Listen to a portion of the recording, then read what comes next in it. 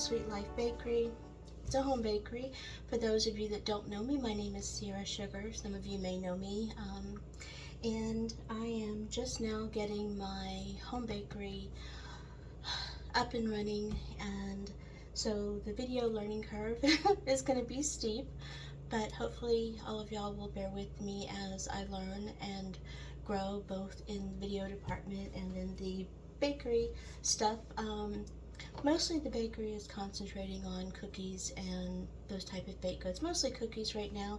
I'd like to add some other things in the future, but for today we're making bread, sandwich bread to be exact, and this bread is a yeast sourdough hybrid, meaning that instead of using active sourdough and making, a full sourdough bread with a slow bulk ferment, I'm using my discard.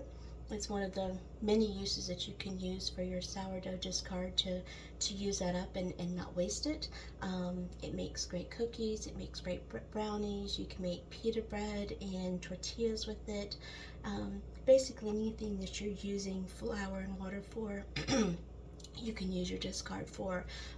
I use it for making like thickening sauces, making gravies, anything like you'd like to use a roux, again, flour and water. You can use your sourdough discard, and it gives it a little bit of extra rise and fluffiness. It helps keeps baked goods moist and soft and chewy for a longer amount of time. And depending on how strong your sourdough is, it can impart, an extra tangy depth of flavor. I tend to keep my sourdough fairly mild. We don't like a strong sourdough in this house, so I tend to, when I feed my sourdoughs, and you see here, this one is my living dead girl. She is a whole wheat, unbleached white flour mix, and I feed her 1 part sourdough discard to 4 parts flour and water, and that's using that ratio helps the yeast grow and cuts down on the acid, which makes it sour. And I do the same for my Donny Stark. This is a bleached white flour, just plain old bleached white flour sourdough that does very well. So if people tell you that you can't use bleached white flour, all-purpose flour, you can. It might take you a little bit longer to get started, or do like I did, start with a very strong active sourdough using unbleached or whole wheat or rye or whatever one that's been established for a good long while, and then take a little bit of that and start incorporating your white flour, bleached flour into it, and it should take hold and start. I just mix these up so they haven't had a chance to grow. They'll double, more than double in size tonight. I don't know, 10, 11 o'clock tonight, they should be doubled in size. If you want to cut down on the sourness, you want to feed your sourdough at their peak. If you want your sourdough to be a little bit more sour, you want to go ahead and let it peak and fall back down. And that helps increase the sourness. Of course, if you develop any hooch, you stir that back in, and that increases the sourness. If you have hooch and you don't want it, you pour the hooch off, measure it, and pour fresh water in, however much hooch you've turned off. But there are much more detailed sourdough tutorials and instructions out there, so I don't want to spend too much time on that. We're going to get going on this bread, and it is our sandwich bread. It holds up very well to sandwiches, to toasting, to buttering, to gravies. It's got a nice chew to it. The crumb is tender but not too crumbly, and that's because I'm using a bread flour in my along with the sourdough discard, and I make my own bread flour. And I don't know if you knew that you could do that, but you can. Here in this bowl, I already have 690 grams of wheat bread flour. I need a total of 750, so I'm going to make up a batch of bread flour to show you how to do it. In this bowl, I've got 500 grams of all-purpose flour, just your cheap all-purpose flour. I'm going to go ahead and put this in my container that I use for my bread flour. Bear with me just a second while I pour it in there. While I'm doing this, I already have my yeast blooming. I've got it in my mixing bowl in the oven with the oven light on. And to do that, because this is a double batch, I'm making 2 full sandwich loaves instead of 1. To bloom the yeast, I'm using 1 1/3 cup or 300 grams warm water and 1 full cup or 240 grams of warm whole milk. I tend to cook in grams. It makes it easier. It took me a little while to learn to convert, but your baking becomes so much more precise and recipes are much easier to half, double, triple, whatever, with less issues, complications, because measuring cups can be off depending, whether you're using a volume or like a weight or a liquid measuring cup, or one that's used for measuring flour, sugar, your solids, or whereas grams are always the same. So let me do this and not spill it. So in here, I've got 500 grams of AP flour. And for every 500 grams AP flour, you want to put 20 grams of vital wheat gluten. This is from Bob's Mill. You can get it in the store. You can find it online on Amazon.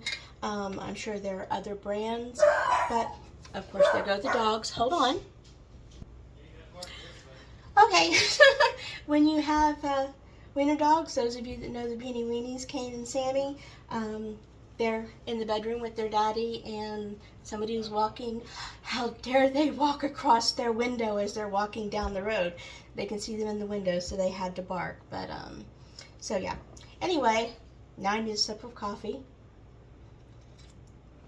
Oh gosh. Always upstaged by animals and babies. Anyway, so back to this. This is vital wheat gluten. This is what you're making.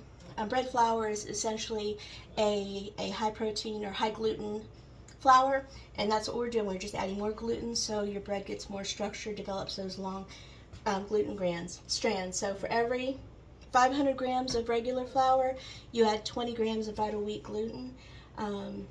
My scale is set at 0. We're just going to add 20 grams in.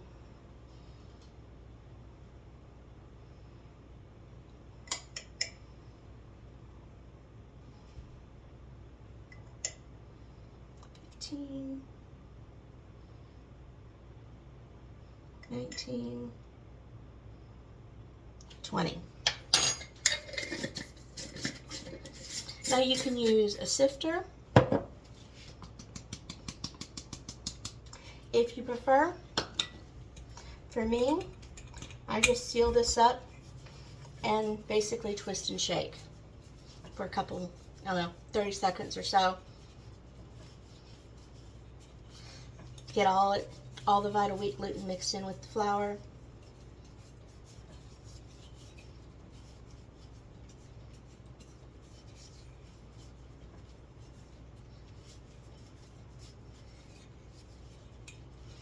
Okay, and like I said, I already had 690 grams sorted out. I need another 60. I'm going to zero that out. I'm going to put 60 grams in here.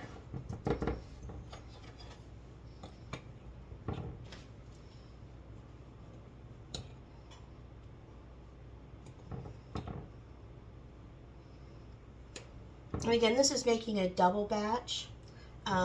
We have a neighbor across the street. She's in her 90s, widowed, has no kids. Her and her husband never had kids. She's by herself. So I tend to, when we have extra eggs for the chickens, I take them over to her. I take her bread and cookies and that kind of stuff when I have extra. Put these in the sink.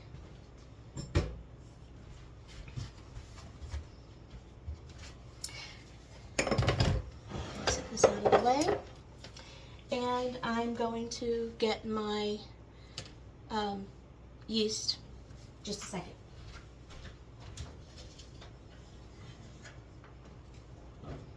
Oh, good. Okay. My yeast is all bloomed, and I'm not sure if you can see it in here. Let's do this. Hold on. There we go. Maybe you can see it now. The yeast is all bloomed and nice and foamy. That's how you know it's good. And I find it just good practice to always bloom your yeast. Just that extra step to make sure it's good. You don't want to get your bread in the oven or any baked goods that you're calling for yeast in the oven and they don't rise. So blooming your yeast is always good for ice to get it going. Put all the ingredients, the water, the milk, the yeast, the sugar, and set it in the oven with the light on while I'm getting everything else set up. And once everything's set up, it's normally good and bloomed. I'm going to go ahead and attach this to my mixer. The dough hook. There we go. Raise it up. I'm going to add the sourdough discard, and this is my whole wheat unbleached white flour discard. I just had more of it. I use either or. Sometimes I use the one that's from the white flour, bleached white flour. Sometimes I use the whole wheat unbleached white. Just depends on which sourdough discard I have the most of to get rid of. And this is a half a cup or 120 grams of sourdough discard. I'm going to go ahead and put that in here.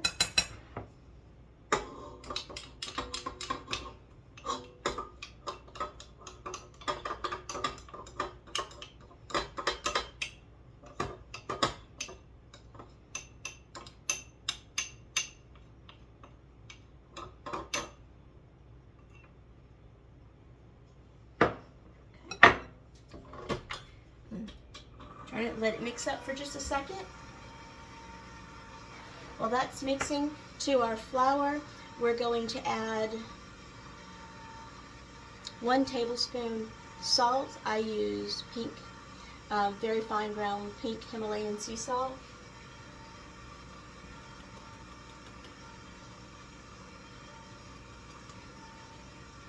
Put that all in there. Now I don't mix it up right away because salt can deactivate the yeast, which I don't want to do. I leave it on one side, and when I start adding flour into my mixture, I get about half the flour in, and then the side that has the salt on it, I mix that salt in with the flour, and then add it into the mixture, the bread mixture. That's good mixed. Now we have a half a cup of neutral oil.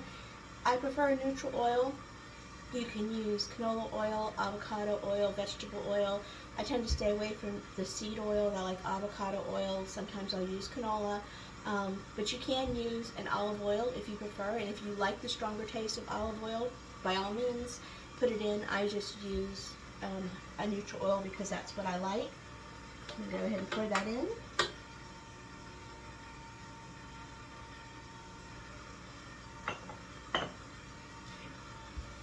And then we're going to start spooning in the flour.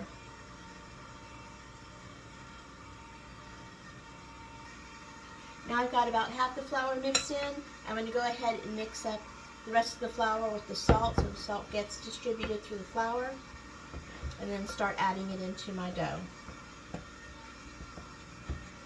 Now this bread recipe that I make, as I said, it's a double loaf.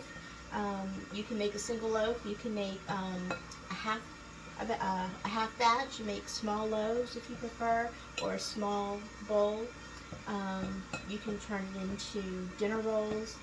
It's a very flexible bread recipe.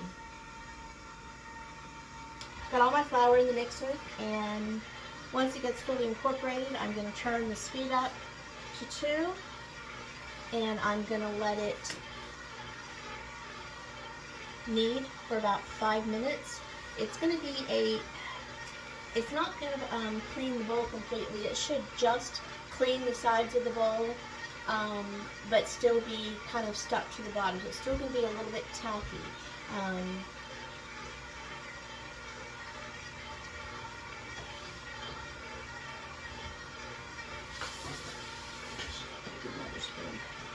Depending on the humidity of your environment or the day, sometimes you may have to add a little bit more flour to get it to come together.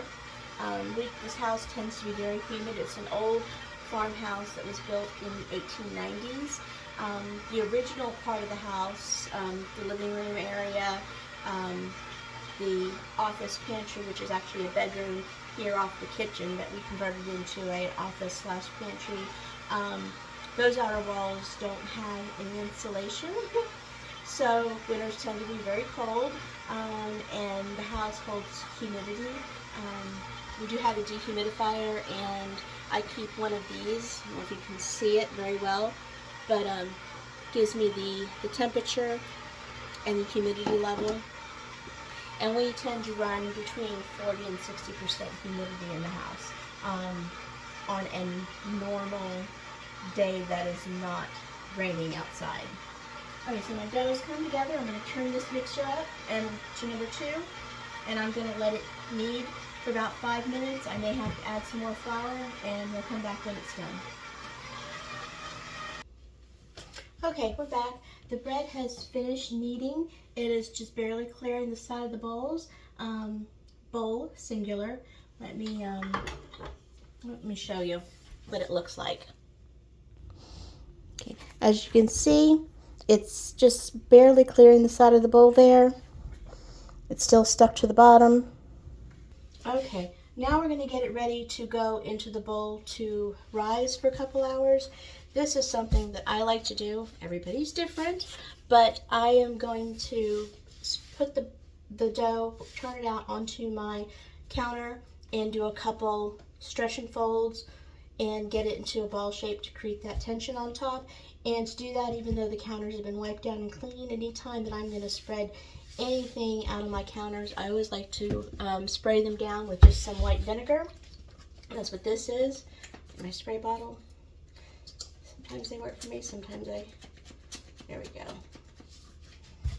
Come on. And if it's not going to work for me, I'm going to have to pour it out.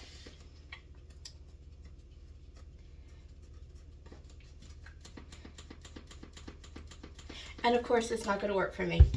So we'll just pour it out. Probably have to clean the thing.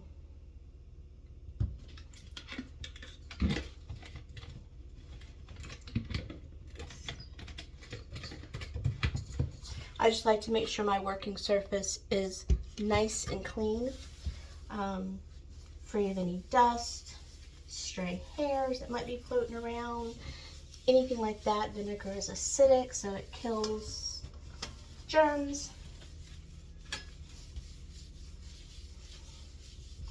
So give it a nice good wipe down, and then dry it off.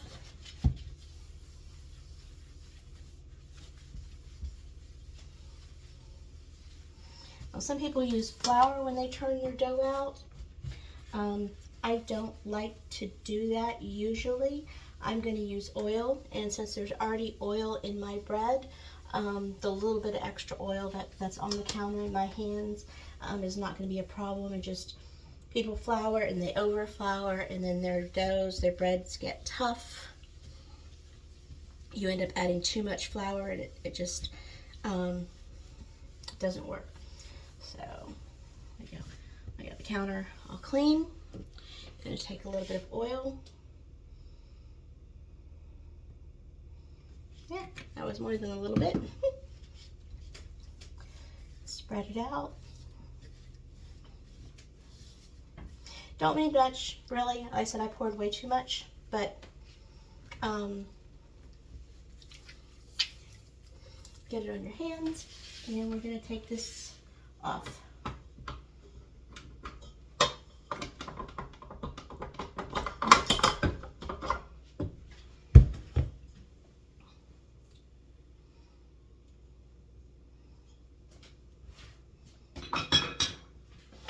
And then we're going to turn the dough out on the counter.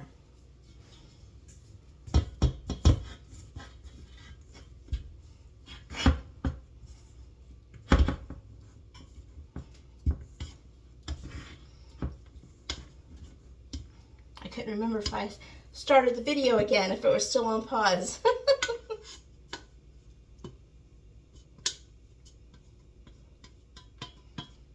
Okay. Now, basically we're just going to stretch and fold. Turn it, stretch, and fold.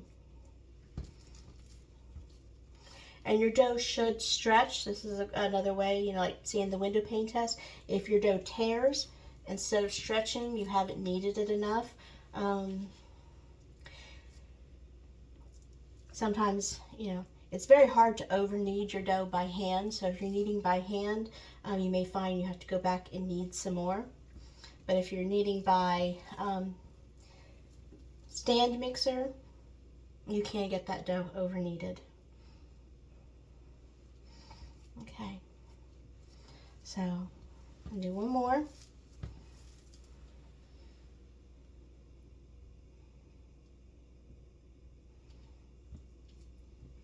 And turn it. I'm going to push and pull. Basically, we're creating tension on the top of this dough.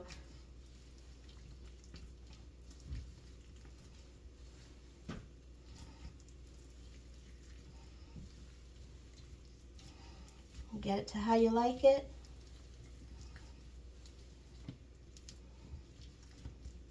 I have a bowl here that's already been oiled on the inside. My bowl. Put my dough in there. This was the paper towel that had the vinegar on it.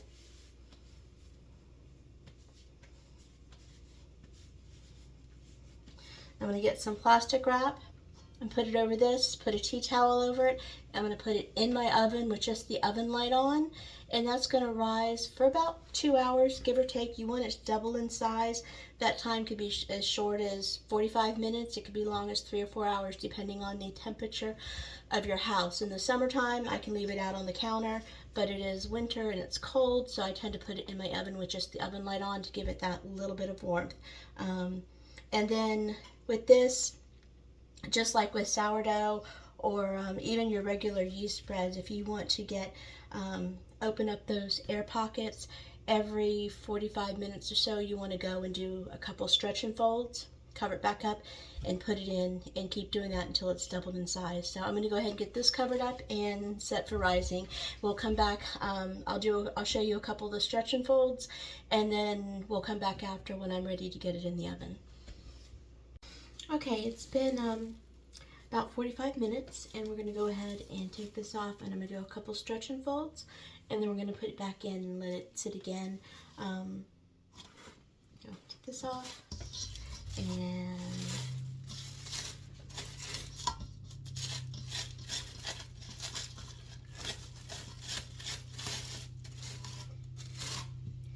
it's growing nicely. It's already gotten quite a bit bigger. Probably only going to have time to do one more stretch and fold before it's ready to go in the oven. And what this stretch and fold does is, whether you're working with a yeast bread or sourdough, the gentle stretch and fold helps stretch those gluten strands, which gives you a little bit larger holes, those air pockets if you like them. I don't want too many in this because it is a sandwich bread.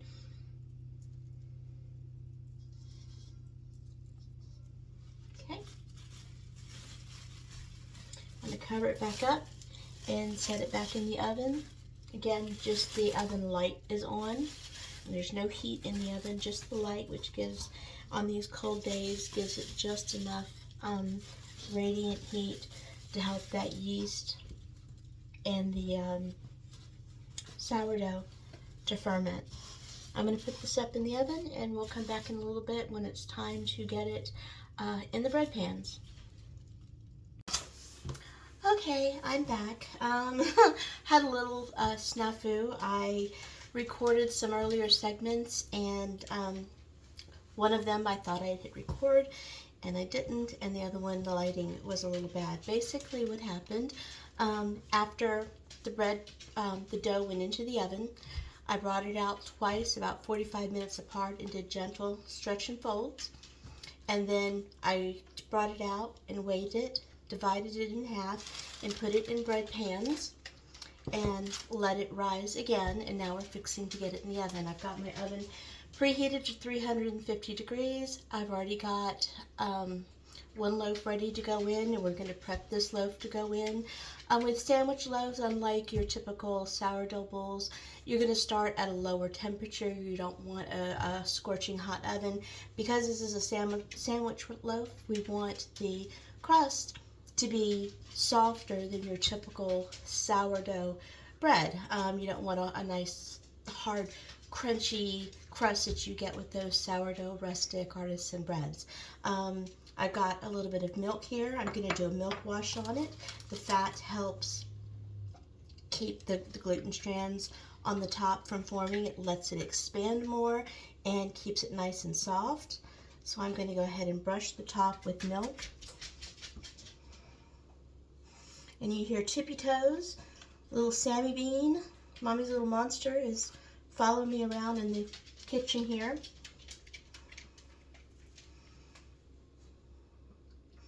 Wiener Boy, Kane, is in the living room under a blanket, sleeping, snoozing like he normally does. And Not the Mama, my husband, is already in bed. Some of you know we've been dealing with stage 4 metastatic cancer for a couple years now. He's gone through chemotherapy and immunotherapy, and he just finished up his radiation, so he gets tired really easy and usually goes to bed shortly after dinner. But prognosis is good, and he's recovering well. Now that I've got the bread all covered with milk, I've got a bread lame. If you don't have a bread lame or lame, I think it's pronounced lame. I may have to double check that. If you all know, let me know. But this is a bread lame. It's basically a double-sided, really sharp razor. You can use a regular double-sided straight razor or a very sharp knife to score the bread. It's not necessary, particularly on these types of breads, because you're not getting a super high rise. I just like the split top when it comes out of the oven. I lay butter down in it and soften it up. And I'm just going to do a nice little score here, right down the center. It's going to go in the oven at 350 degrees to 35 to 40 minutes. You want the center temperature to reach 190, I think is what they say. I don't have a thermometer to read that. If you take the bread out, turn it over, and thump it on the bottom, it should sound hollow, and I'll show you guys that at the end as well. Right now, I'm going to get this bread in the oven, and we'll come back when it's done, and I'm pulling them out of the oven. And we're back. I just pulled the bread out of the oven, and as you can see, I told you that when bread is done, and you take it out of the pan, you can turn it over and thump it, and it'll sound hollow. Now, I don't know if you can hear that. It has a nice hollow sound. Like I said, I'm not sure if that, maybe if I try putting it up to my microphone, you can hear it. It has that hollow sound. I said, I'm not sure how well that translates through the video. Right.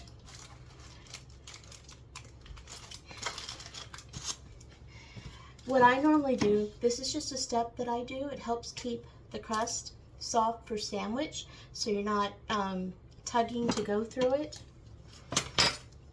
Cut off a piece of butter. And so I rub it down the center and just kind of all over the top.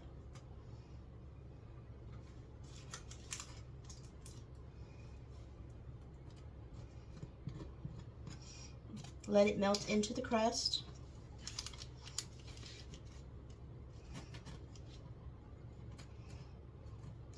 Nothing smells, well, I won't say nothing, but there are a few things in the world that smell better than fresh bread, hot, right out of the oven.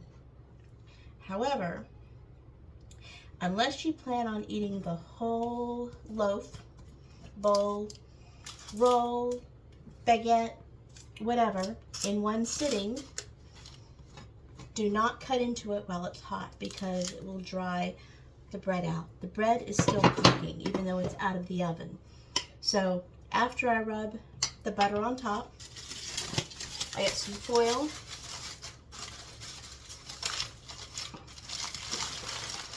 And the foil is more protecting the tea towels than anything because you've got butter. And I want the butter soaking through the tea towels.